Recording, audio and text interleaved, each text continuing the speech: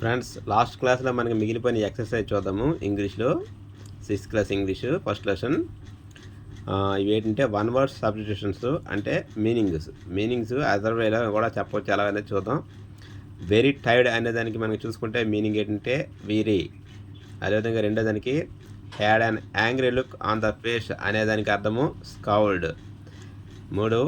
మూడోది షార్ట్ ట్రజర్స్ అనేదానికి ఇంకోలా మీనింగ్ ఏంటంటే బ్రీచెస్. అదేవిధంగా నెక్స్ట్ చూసుకుంటే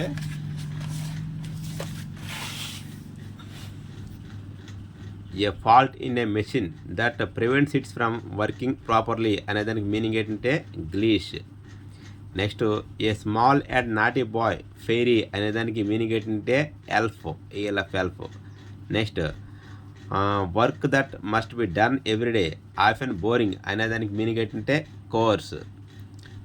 work that must be done everyday often chores అనేదానికి మీనింగ్ ఏంటంటే కోర్స్ అంటే మీనింగ్ మనకు ఆల్రెడీ తెలుసుకున్నాం కదా. కోర్స్ అంటే పనులు.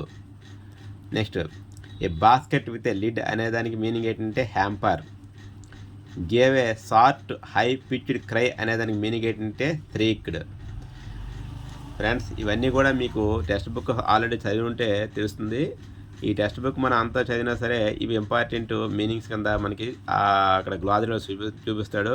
కాబట్టి మనం టెక్స్ట్ బుక్ చదవకుండా డైరెక్ట్గా మనకి ఈ టెక్స్ట్ బుక్ గ్రామర్ అనేది మనకి ఈ బుక్లో మెన్షన్ చేయడం జరిగింది. కాబట్టి నేను ఈ బుక్ని చూసి మీకు డైరెక్ట్ గ్రామర్ పాయింట్లని, టెక్స్ట్ బుక్ ఉన్న గ్రామర్ పాయింట్లని టెక్స్ట్ బుక్ చదవకుండానే దాంట్లో ఉన్న గ్రామర్ పాయింట్లు అన్నింటినీ ఎక్స్ప్లెయిన్ చేస్తున్నాను.